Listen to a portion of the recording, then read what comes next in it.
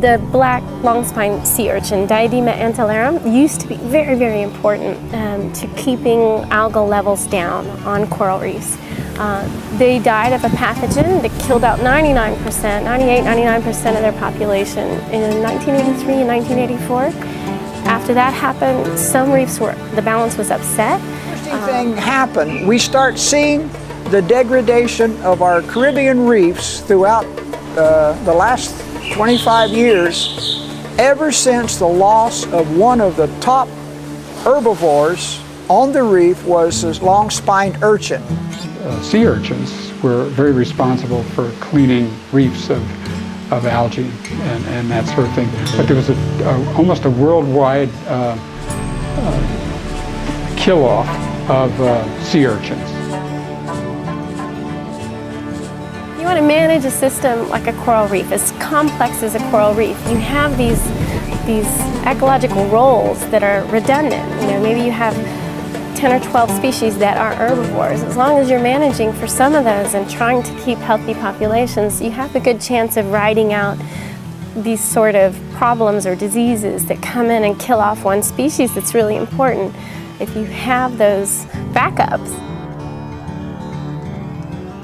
What is a healthy coral reef? A healthy coral reef can be easily defined as the degree of diversity. In other words, how many species are there? How many niches are filled?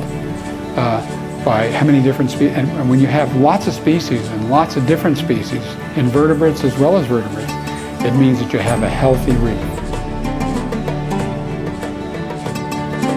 Herbivores keep the level of algae to a level that the coral can still grow and survive.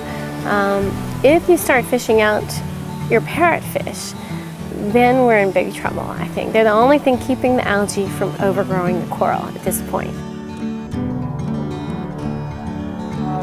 Herbivores are going to be found where their plant food is the most common. And of course, the shallow water is where the sunlight penetrates water with the highest intensity. And that's where the algae is going to be growing in very shallow water. That also is found 75, 80 feet. So you don't have as much, but you do have algae growing all the way down as far as sunlight penetrates. Let's say you remove sharks that are feeding on grouper. The grouper then are overabundant.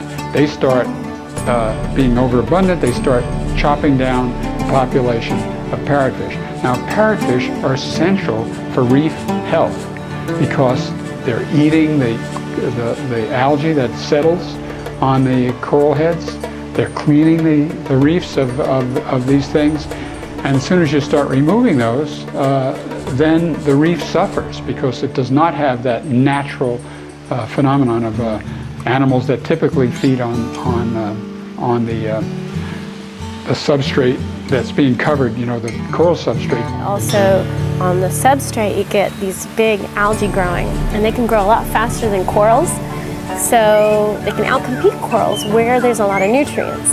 Where it's nutrient poor, the corals tend to outcompete the algae. So you've got this fine line where what's too much. When you start seeing a lot of big algae out there, macroalgae, then you probably have too many nutrients, and they can overgrow corals, they can shade corals, they can stress corals so they get more disease or the disease spreads faster.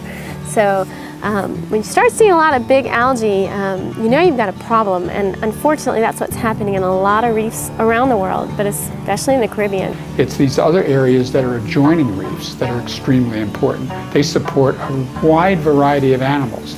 So people always talk about the destruction of coral reefs as being the most important thing, but it's also the areas that are adjacent to coral reefs in which there are species that do not utilize the reef. They utilize either the sand habitats or the rubble habitats, and they've adapted to those. They've evolved to live in those habitats. So you have to look at the whole picture. Upwelling of systems, when you have cold water coming from down deep, it can bring nutrients, but also you can have nutrients from fertilizers people use in their gardens, from wastewater that's not treated, things like that. And then all of a sudden you get too many nutrients in the water, And Brian LaPointe, he's famous for talking about bottom-up processes, nutrients, too many nutrients, and all of a sudden you get too much algae. There's an overgrowth of algae due to human proximity to the reef and the inflow of sewage. Nutrients create a lot of algae. They don't. In terms of the evolutionary biology of a lot of these animals, they've been extinctions, and then there's been new species that show up over thousands of years. But when you add man to this thing, they accelerate the degradation of the environment by not using wise decisions.